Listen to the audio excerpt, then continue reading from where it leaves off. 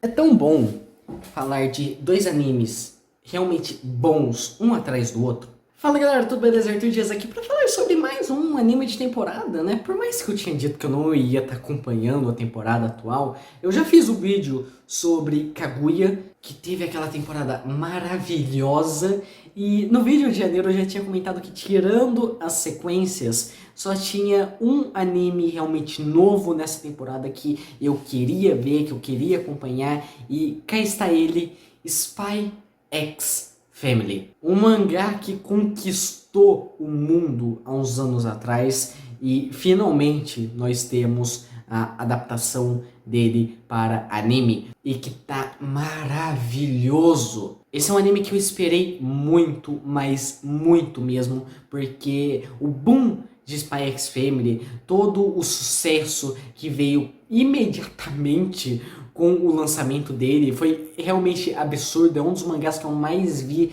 explodindo em um pequeno espaço de tempo. Ele mal lançou e já estava ocupando praticamente tudo quanto é grupo de WhatsApp que eu participava, tudo quanto é fórum de anime, já estava realmente conquistando o mundo. E foi justo na época que eu comecei a criar gosto de fato por mangás, que eu comecei a realmente viciar em ler mangás, e eu acabei indo nele por ter poucos capítulos ainda, por estar todo mundo falando, para ver qual que era, e eu me apaixonei imediatamente pela obra e eu comecei a sonhar com esse anime por muito tempo, e eu tinha bastante medo dessa adaptação, principalmente porque estava tendo bastante adaptação de mangá de comédia que era relativamente aclamado, mas que estava vindo no mais ou menos. A gente teve Goku Shufudo, que era um mangá extremamente bem falado, extremamente popular, que todo mundo adorava e teve uma adaptação porca feita pela Netflix. A gente teve Horimiya, que era uma comédia romântica, muita gente gostava, extremamente popular por anos, e quando teve adaptação foi extremamente rushada e mal falada pelo público geral. E eu tinha esse certo receio da adaptação de Spy X Family, mas quando anunciaram os estúdios, já veio aquele alívio, porque a adaptação só ia estar sendo feita por Wit Studios junto de Cloverworks, dois estúdios assim maravilhosos. Por mais que Cloverworks tenha seus podres ali, tipo rushar a história de um monte de mangá e fazer uns animes de qualidade questionável, em questão técnica eu não tenho o que reclamar, e a Wit Studios é provavelmente um dos meus estúdios favoritos no geral. E ver as duas trabalhando junto, né, no caso a Wit Studios com os episódios de numeração ímpar e a Cloverworks com os episódios de numeração par, foi algo assim realmente maravilhoso. Eu acho que não tem um episódio no anime que seja assim ruim, mal animado, mal dirigido. É tudo incrível. É tudo incrível. E sempre tem os picos. Sempre tem aquelas partes que você fala, mano, isso foi do caralho. Mas vamos começar do básico. Eu acho que eu já falei demais do monte de coisa, sendo que eu ainda não falei a base da história. Sobre o que fala Spy X Family? Basicamente, ele acompanha duas nações que estão em pé de Guerra Fria, que são Ostânia e Westalis. E para impedir que realmente estoure uma guerra real, uma grande guerra entre as duas nações, o Westalis direto tá mandando agentes e espiões para fazer missões em Ostânia que realmente impeça a guerra de acontecer, que traga paz às duas nações sem a necessidade de um conflito direto. E o principal deles nessa obra é o agente Twilight, um mestre do disfarce que é considerado um dos melhores agentes do mundo inteiro e que recebeu a missão de se aproximar de um grande líder político que pode estar armando para explodir a guerra. Porém, é um líder bem recluso, alguém que não aparece muito em público, que não aparece para reuniões, que não aparece para entrevistas. E a única forma que teria de se aproximar dessa pessoa era através de reuniões na escola do filho dele. E por conta disso, Twilight teria que criar uma família em uma semana e matricular o filho em uma das maiores escolas do país inteiro para se aproximar desse alvo. E pela falta de tempo e de planejamento, ele acaba fazendo as coisas meio na pressa e não sai exatamente como ele estava esperando. Ele adota uma garotinha chamada Anya, porém o que ele não esperava é que a garota fosse telepata e descobrisse com muita facilidade a identidade dele, e muito menos que a parceira que ele arrumaria para atuar como a mãe da família é uma assassina profissional chamada Yor Breyer. Uma mulher elegante que trabalha normalmente como funcionária pública na prefeitura,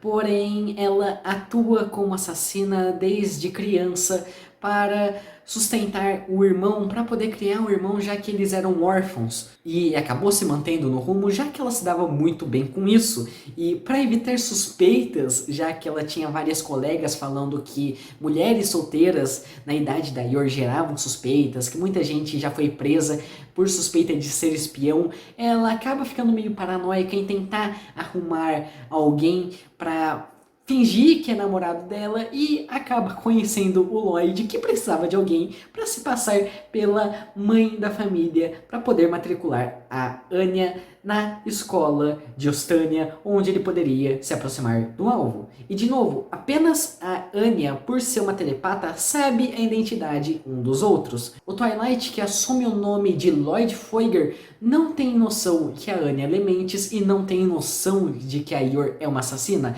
A Yor não tem noção que o Lloyd é um espião e não tem noção que a Anya é Lementes. E por sua vez, a Anya, que sabe a identidade dos dois, não quer que descubram que ela é uma telepata, porque ela tem medo de voltar para o laboratório onde ela é muito maltratada, onde só faziam experimentos com ela, onde ela sofria, e tudo que ela quer é ter uma família normal, ter uma mãe, ter um pai e ser feliz. E por mais que ela saiba de toda a pressão que tem em cima do Twilight, da missão dele, que vai trazer a paz no mundo, para ela todo aquele plano de fundo de espião e assassina é apenas uma coisa legal para ela se divertir. Porque apesar de toda essa questão de guerra, do que está acontecendo, as responsabilidades uns dos outros, a Anya é apenas uma criança. É uma criança sendo uma criança que não quer estudar, que quer ver desenho, que quer brincar, que quer fazer amigos, que quer ter uma família, que quer ter um bichinho. E por sua vez a gente tem dois personagens que não estão lá tão acostumados com um ambiente familiar, não estão tão acostumados em interagir um com os outros, estão acostumados em ser muito metódicos, ter um planejamento perfeito para cada situação, e pela primeira vez eles estão meio no acaso. Principalmente o Twilight, que sempre fazia as missões sozinha, sempre seguia por ele mesmo, sempre tinha planejado um plano A, um plano B, um plano C, um plano D, um alfabeto inteiro de planos, para caso cada passo não desse tão certo como ele planejou antes. Pela primeira vez ele está ao acaso, ele depende de outras pessoas para a missão e ele não pode fazer nada a não ser não gerar suspeitas. E provavelmente a coisa que mais me pega em Spy X Family e que mais me pega na relação entre os personagens, na dinâmica disso tudo, é essa questão da família. De novo, família é um tema que me pega muito em obras e em Spy X Family não foi diferente, porque Spy X Family é uma obra que ela trata muito como família não é apenas laços de sangue. O anime inteiro ele tenta dar destaque no fato de que aquilo é uma família de mentira, de que aquilo não importaria tanto. A hora que a missão acabar, aquela família também acaba. Isso aperta o coração, isso dá receio em todo mundo. Mesmo o Lloyd, que é o personagem que mais tem noção disso, ele fica receoso com essa situação. Ele se apegou a Anya, ele se apegou a Yor, eles realmente se veem como família. Isso é uma relação, isso é uma dinâmica que vai se construindo. Você vê os primeiros episódios, eles estão meio torto ainda, eles não sabem como interagir um com os outros. Inclusive, no primeiro episódio, o Lloyd ele tem uma atitude muito seca com a Anya. Tudo que ele quer é não gerar suspeita e que a Anya tenha o melhor desempenho possível na escola, sendo que conforme os episódios vão passando, ele realmente vai agindo como um pai, ele vai agindo como alguém que se preocupa, alguém que se importa, alguém que quer ver aquela criança ter realmente um futuro, por mais que ele tenha aquela pressão da agência falando, e a missão, quantas estrelas sua filha já tem, como é que tá seguindo isso aí? Ele se importa com tudo que tá acontecendo a ponto de quase jogar a lição inteira na lama em uma certa etapa porque fizeram a Anya chorar. Porque ele, que é um espião que sempre controlou as suas emoções, tá começando a se abrir, tá ficando mais emotivo, tá começando a sentir medo, euforia, ansiedade, por ele não ter controle e por ele realmente estar se importando com algo. Não é mais aquela questão que fala no começo de que ele se tornou um espião para não ver mais nenhuma criança chorar. Ele tem alguém que realmente é importante para ele, que ele quer ver bem, que ele quer ver seguindo em frente. E diversas partes ali, ele brinca um pouco com essa questão da família falsa, para gerar uns subornos que são até mesmo meio engraçados, como por exemplo quando a Anya entra na escola, que ela quer uma recompensa, que ela quer ser elogiada, ela quer um puta de um presente, e o maluco que é contato do Twilight, ele só vai botando lenha na fogueira, a ponto do Twilight ter que alugar um castelo, chamar um monte de gente para fazer uma cena do desenho que a Anya tanto gosta, e tipo, é uma das melhores partes do anime inteiro isso. Não só o contexto, não só o desconforto que o Twilight acaba passando, porque, convenhamos, ele teve que mobilizar um monte de recurso, um monte de gente gastou uma fortuna na agência para fazer uma brincadeira com a filha, porque se não acontecesse isso, ela não ia querer entrar na escola, e ele não sabe como lidar. Se a criança falar, eu não vou pra escola, ele fica, mano, e agora? Porque ele não sabe lidar com uma criança, ele não é pai de verdade, ele vai aprendendo isso, vai aprendendo como lidar, conforme os episódios vão passando. Isso é muito legal. E essa parte em si também, ele abusa um pouco de toda aquela questão, tipo, pô, é um espião e uma assassina, cara. Tem porradaria, tem ação, tem umas partes que são frenéticas, e essa é uma das partes que melhor fez bom uso, por mais que tenha um pouquinho no primeiro episódio, por mais que tenha um pouquinho no segundo, eu acho que a parte que mais abusou disso foi uma parte idiota como essa. Extremamente bonito, extremamente bem animado. A Witch Studios deu um show nesse episódio, que era apenas uma brincadeirinha ali com a Anya. Que é outra coisa que eu acho muito legal do anime, que é essa parte mais escrachada. Ele tem essa trama de missão, de espionagem, de guerra, não sei o que. Só que, porra, é um espião, um assassino e uma telepata. É óbvio que o anime não se leva a sério. E ele abusa disso em todos os momentos. Como a entrevista pra Anya ser aprovada na escola, onde eles só são aprovados porque tem a porra de um conselheiro ali da escola, que pra ele quanto mais elegante for, melhor. Porque o cara começa a ter quase um treco com a elegância do Lloyd, cara. E aquilo é muito retardado, é muito engraçado. Mas eu acho que a cereja do bolo é os três personagens mesmo, querendo ou não.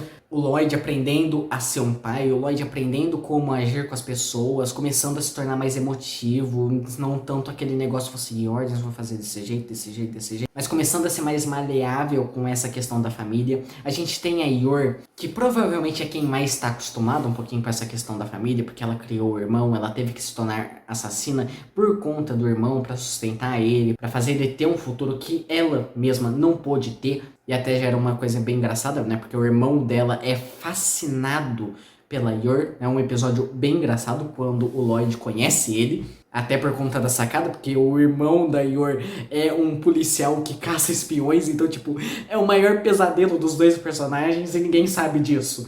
Mas ela tem um tato com a Anya e com o Lloyd que é muito legal, é muito fofinho, porque ela é toda desengonçada, ela não sabe lidar muito bem com as pessoas, ela não sabe fazer 90% das coisas, ela não sabe cozinhar, que são coisas que... Porque como o anime ele tem uma pegada meio histórica, tá certo, é fictício, não é baseado em história real e tal, mas ele pega uma vibe meio anos 60, anos 70, e que é uma época meio machista. Inclusive, no episódio da entrevista, eles questionam um tanto isso e ele debate um pouco, que tipo, um dos conselheiros ali da escola fala, a mulher não sabe cozinhar, então ela é meio imprestável, tipo, o Lloyd ele se sente incomodado com isso. É uma temática legal que o anime acaba abordando para fazer uma certa discussão. Mas a grande questão da Yor é que ela tenta.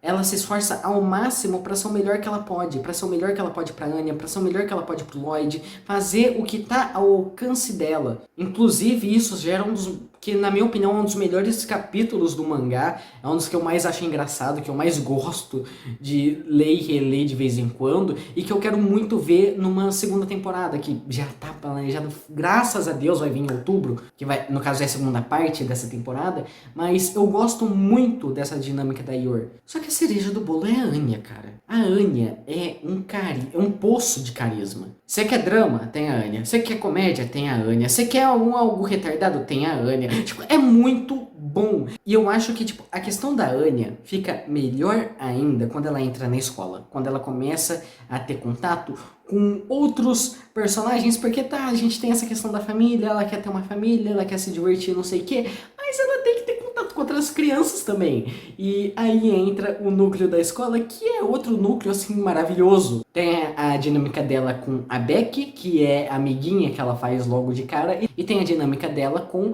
o Desmond, que é o filho do alvo do pai dela, que ela começa a tentar fazer amizade com ele pra ajudar a missão sem ter tanta necessidade de pegar as estrelas pra se tornar a elite ali da escola, um dos melhores alunos, que é onde ela poderia entrar na reunião, onde eles precisam, mas simplesmente dá tudo errado. Começa os dois personagens com o pé esquerdo, ela começa a desprezar o Desmond, mas ela tenta fazer amizade com ele e, tipo, ele começa a desprezar ela também, começa a ficar canso dela, ela dá soco na cara do Desmond, aquela cena é maravilhosa, cara. Essa cena é muito boa.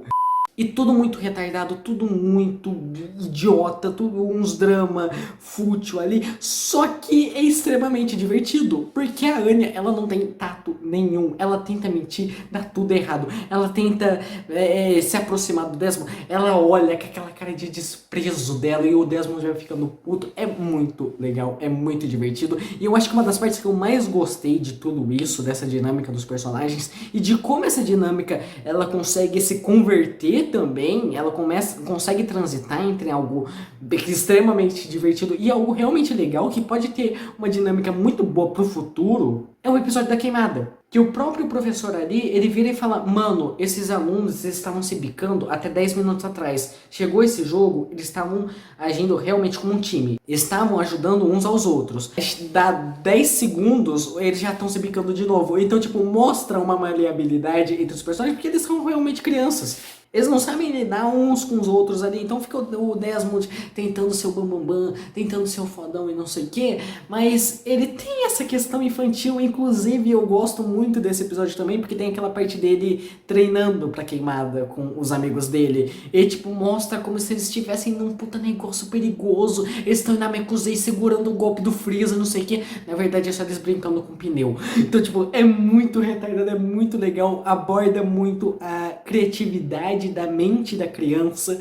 A produção nesse episódio é outro episódio que a produção brilha, mas brilha assim de uma forma absurda, em trilha sonora, em jogada de câmera, em Sakuga, em tudo. Eu acho que, tipo, se fosse pra eu pegar e falar, tá, isso aqui é um problema, eu acho que é o episódio final. O episódio final eu acho que é o mais fraco de todos os episódios aqui que teve nessa primeira parte da temporada, porque o penúltimo episódio, né, tem aquela questão dela conseguindo a estrela e ela quer uma recompensa e mostra a questão do cachorro, que é uma parte que realmente acontece no mangá, realmente rola aquilo, eles adotam esse cachorro, não é tanto spoiler, né, o próprio anime ele já deixa isso como a cena final do episódio, então eu realmente fiquei na expectativa do episódio final ser o episódio do cachorro e ficou um pouquinho complicado também, porque eu lembro dessa parte do mangá ser meio extensa. E eu pensei, nossa, vamos conseguir adaptar essa parte em apenas um episódio, que é o que falta para terminar essa parte. E não, eles não fizeram essa parte. Eles fizeram um capítulo extra que acontecia muito antes no mangá. Acontecia, tipo, pouco depois que ela entrava na escola. Que é a parte do aquário, que, sei lá, eu gosto dessa parte. Eu acho que ela tem partes engraçadas. Principalmente a questão ali do Twilight, que mostra ele agindo em outras missões, sem ser a Operação Strix. Ele ainda tem que realizar missões paralelas ali que vão acontecendo. E mostra um pouco como isso impacta a questão da família. Mostra ele meio paranoico com a questão das vizinhas criando fofoca sobre ele e fala, mano, Isso aqui pode atrapalhar a missão, isso aqui pode dar problema, isso aqui pode entregar que a gente é uma família falsa. E ele começa a agir paranoico, começa a fazer um monte de missão pra tentar fazer um momento em família ali, pra tentar tirar um dia de folga e fingir que são uma família normal. Então, sei lá, o episódio ele tem essa dinâmica legal, só que ele é fraco. Não é aquele episódio que prende, não é aquele episódio que envolve, não é um episódio até meio chatinho, pra falar a verdade. E que, sei lá, poderia até funcionar se estivesse na metade da temporada mesmo. Se tivesse realmente no ponto onde ele tá no mangá. Mas eu acho que como um season finale... Tá certo, não é um season finale porque, tipo, são 2 cours divididos. Mas, pô, vai entrar em pausa agora. Vai ficar 3 meses sem Spy X Family. Então, acaba sendo meio que um season finale. E foi um season finale merda. Teve uma ceninha fofinha mostrando como o Lloyd realmente evoluiu, como ele criou mais maleabilidade nessa questão da família, né? Mostrando ele brincando com o boneco, com a Anya, né? Ele saindo com o boneco na frente, o Twilight quase esfumaçando de vergonha. Mas, sei lá, é isso que eu quero pra um season finale, sabe?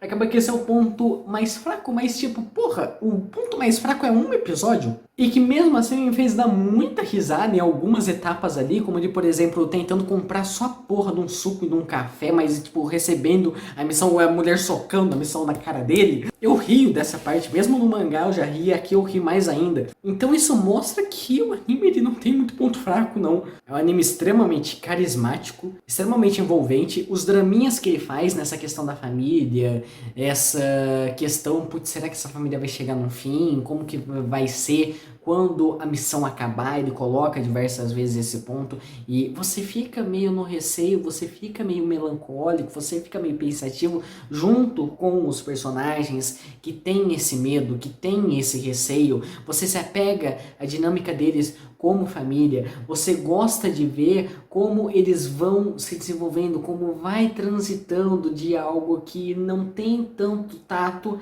para algo que já vai ficando mais maleável, que já vai alternando um pouco mais a dinâmica que eles têm um com os outros. Twilight exigindo, estudar a menina para um negócio tipo, estuda, que depois você pode ver o desenho. A Anya dormindo de tanto estudar, ele fala, nossa, não, vamos gravar o desenho da menina porque a menina queria ver isso, né? Ela merece. Então, tipo, mostra essa evolução dos personagens e é muito fofinho, é muito agradável, é muito divertidinho. Talvez pra quem assiste Spy X Family meio fora do hype que teve, porque, pô, eu li o mangá no hype, eu vi o anime mais no hype ainda, porque, tipo, explodiu de novo, explodiu mais ainda do que o mangá já tinha. Então, talvez pra quem vê fora, acha, um anime divertidinho, gostosinho e tal, mas eu acho que é justamente essa a questão do charme de Spy X Family. Esse é um anime divertidinho, carismático, fofinho, que você gosta de acompanhar, que você gosta de passar o tempo. Ele não precisa ter histórias profundas, ele não precisa fazer sentido, basta ele ser legal e carismático. E mesmo com essa questão, ele tem